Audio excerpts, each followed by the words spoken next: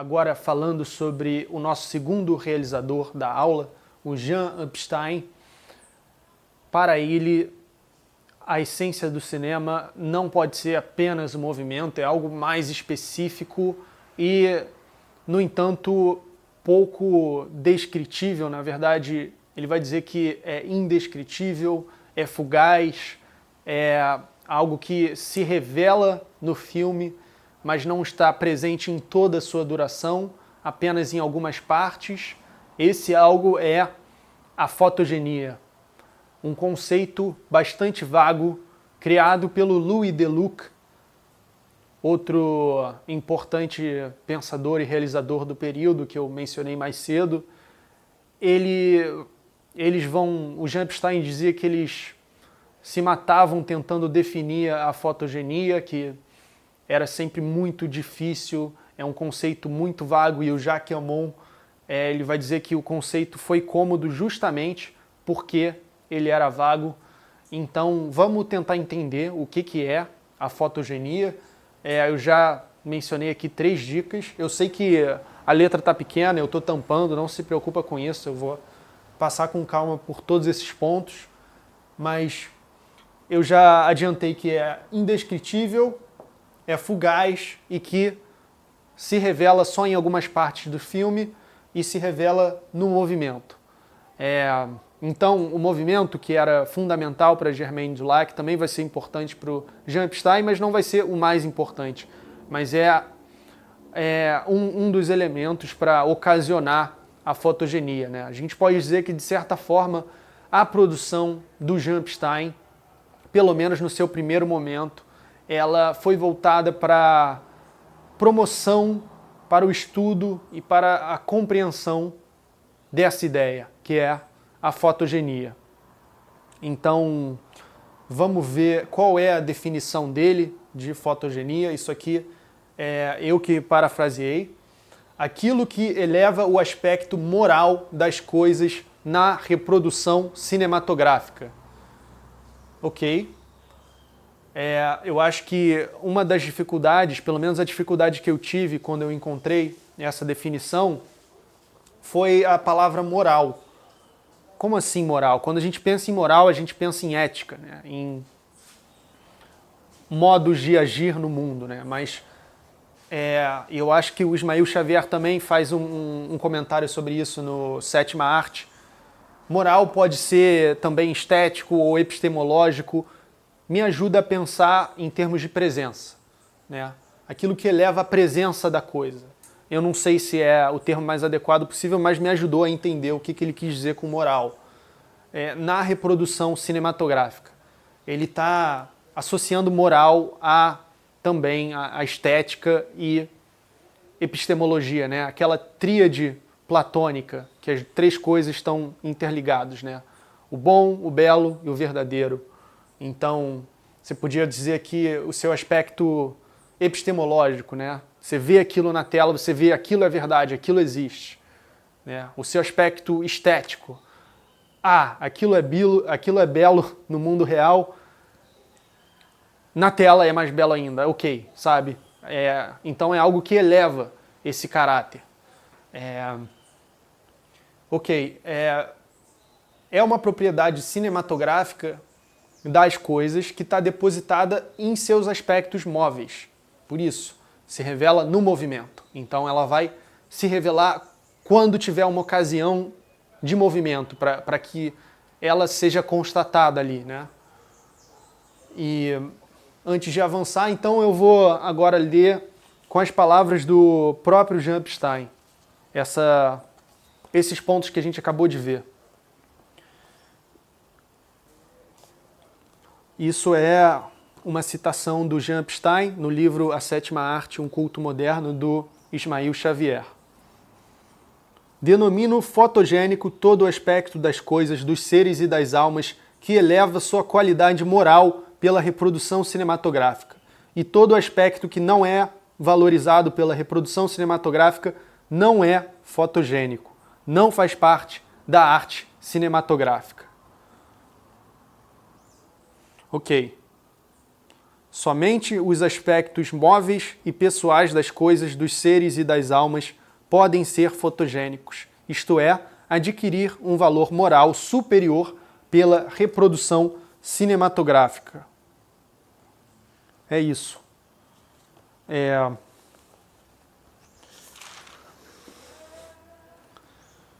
Então,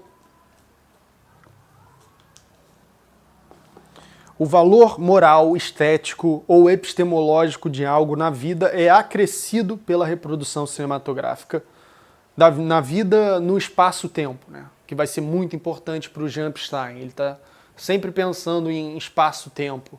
Ele também escreve bastante sobre física, faz algumas relações com o cinema, com a teoria da relatividade. Ele vai depois, na sua fase posterior, pensar muito o cinema como uma máquina de refletir sobre o tempo, uma máquina de pensar o tempo. Por causa das coisas que o cinema permite fazer, né? Mudar a duração e tudo mais. Ok. O espectador não faz outra coisa senão constatar a presença desses valores da coisa que são intensificados na tela. A ideia da simultaneidade também é importante para o Jean Epstein, que está pensando sempre em termos de espaço e tempo, e isso você vê, por exemplo, no filme, que eu vou colocar alguns trechos aqui, A Queda da Casa de Usher, que é uma adaptação de uma história do Edgar Allan Poe. Ele brinca muito com os perspectivismos, com o perspectivismo, com diferentes perspectivas para uma mesma cena, né? É um cinema muito descritivo, que vai filmar ângulos, uma coisa simples como uma caminhada, ele vai filmar de vários ângulos diferentes. Ele vai fazer montagens assim da natureza, de elementos da natureza. Então ele está preocupado com essa totalidade também de pontos de vista, de simultaneidade. Não é simultaneidade em termos de montagem paralela, como no cinema do Griffith, por exemplo. Enquanto isso está acontecendo com o personagem A, isso está acontecendo com o personagem B, aí fica indo e voltando. Não é isso, é mais uma simultaneidade de um filme que assume diferentes pontos de vista da própria natureza e dos próprios objetos e que coloca isso na montagem, né? Não com propósitos narrativos, mas com propósitos estéticos mesmo. Vamos ler mais uma citação, dessa vez do livro do Jacques Aumont, As Teorias dos Cineastas.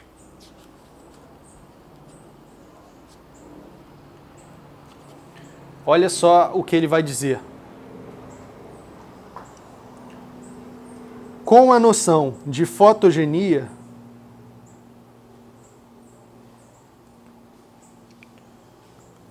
nasce a ideia do cinema-arte, pois como definir melhor a indefinível fotogenia se não dizendo: a fotogenia é para o cinema o que a cor é para a pintura, o volume para a escultura, o elemento específico dessa arte.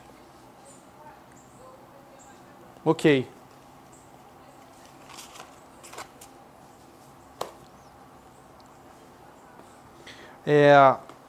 E há uma importante ressalva que vai aproximá-lo da Germaine Dulac, que é esse dos aspectos móveis. Somente assim a fotogenia pode ser promovida num filme. Somente no movimento, no aspecto móvel de algo que faz esse algo ter o seu aspecto moral acrescido pela reprodução cinematográfica.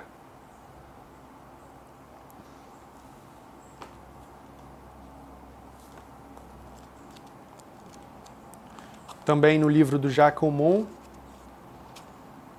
temos aqui uma breve citação que também é muito elucidativa. Um aspecto é fotogênico quando se desloca e varia simultaneamente no espaço e no tempo. Simultaneamente no espaço e no tempo, né? Nos dois ao mesmo tempo. Então essa relatividade é muito importante para ele. a fotogenia é uma coisa fugaz, né? Que, como eu falei logo no começo, ela vai aparecer às vezes. Então, ela sempre vai durar muito pouco. Vai ser uma fração de um plano, sabe? Do começo do plano, você percebeu, mas aquilo não dura o filme inteiro. Você percebeu, por exemplo, o close-up de uma pessoa. Essa pessoa, esse rosto está sendo acrescido pela reprodução cinematográfica. No instante que aquele plano entrou na montagem, você você constatou ali a fotogenia, né? Você teve a experiência da fotogenia, você viu aquilo como fotogênico. Mas aquilo não vai durar o plano inteiro. Aí vai cortar para outro plano. Aí depois, se voltar para esse plano, não vai acontecer de novo, sabe? É uma coisa que vem e vai muito rápido. E é isso que interessava neles, esse efeito que eu acho que é mais melhor sentido do que explicado. Ele toma uma conclusão muito interessante, o Ismail Xavier, a respeito da fotogenia, que vai de encontro com o pensamento do Jacques Aumont, que dizia que esse termo ele foi bastante cômodo porque ele era muito vago. Na França, nos anos 1920, a fotogenia cumpriu uma função tática na defesa do cinema-arte e preencheu a necessidade de racionalizar impressões produzidas na experiência cinematográfica daqueles que esboçaram uma explicação para sua própria vivência. O problema é que tentaram explicá-la embalados por uma ideologia que, pondo em movimento a reflexão teórica, determinava seus parâmetros, inscrevendo-os num idealismo que exigia uma captação definitiva da essência do cinema e uma prática realizadora dessa essência. Agora eu vou ler um excerto do Bonjour Cinéma, texto de Jean Epstein, presente aqui na antologia A Experiência do Cinema, organizada pelo Ismail Xavier. Aqui ele fala sobre esse aspecto fugaz da fotogenia, que se revela como que numa faísca, numa fração de um plano, não durante o plano inteiro. Como, por exemplo, num close, num primeiro plano de uma pessoa, que quando você vê acrescido pela reprodução cinematográfica na tela, você constata o valor moral, estético, epistemológico daquele rosto, daquela pessoa. O primeiro plano é a alma do cinema. Ele pode ser curto, pois a fotogenia é um valor da ordem do segundo. Se ele for longo, não experimentarei um prazer contínuo. Paroxismos intermitentes me emocionam como picadas. Até hoje nunca vi fotogenia pura durante um minuto inteiro. É preciso, pois, admitir que ela é uma faísca e uma exceção que se dá como um abalo. Isto impõe uma decupagem 1000 vezes mais minuciosa do que a dos melhores filmes, mesmo os americanos. Uma dissecação. O rosto que se prepara para o riso é mais bonito que o próprio riso. Olha que interessante, né? Onde que a fotogenia vai se apresentar. O cinema sorrateiramente radiografa, descasca você até os miolos, até a ideia mais sincera que você exibe. Representar não é viver, é preciso ser. Isso já vai adiantar muito um pensamento de um dos realizadores que a gente vai estudar, que é o Robert Bresson, que tem toda uma visão muito original a respeito do cinema, da direção e de como que ele trabalha com os seus modelos, né? Que ele nem chama de atores, ele chama de modelos, que em vez de atuar, eles são. Então, mas isso é outro assunto.